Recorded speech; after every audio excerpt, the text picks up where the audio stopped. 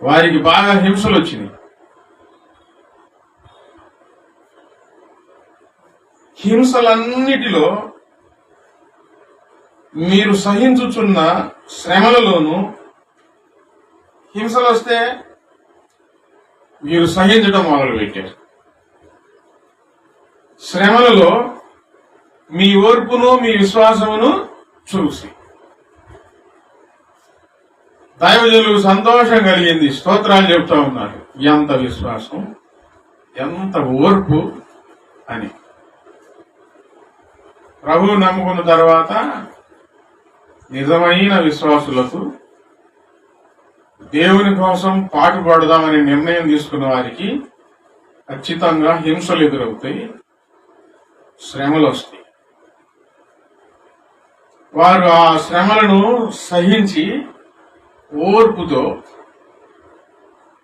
విశ్వాసంతో ఉంటే వారిలో ఉన్న విశ్వాసం దైవజనులను ఆశ్చర్యపరిచింది, దేవుణ్ణి కూడా ఆశ్చర్యపరిచే ఉంటుంది.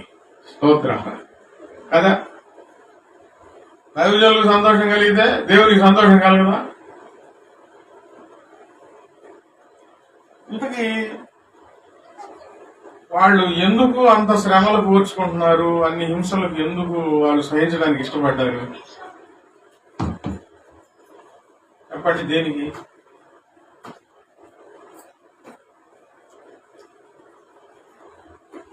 దేవుని ప్రేమను గురించి విన్నారు, దేవుని రాజ్యం గురించి విన్నారు, సత్యం తెలుసుకున్నారు.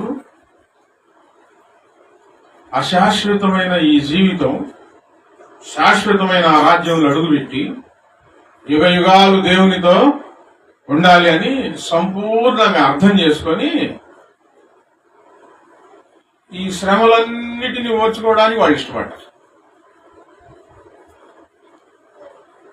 చిన్న ఉదాహరణలు, చిన్న చిన్న సంభాషణలు కొన్ని మన మధ్య జరిగి,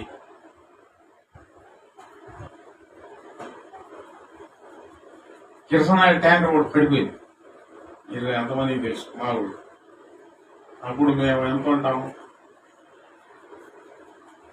ఈ రోషన్ కట్టి చిన్నట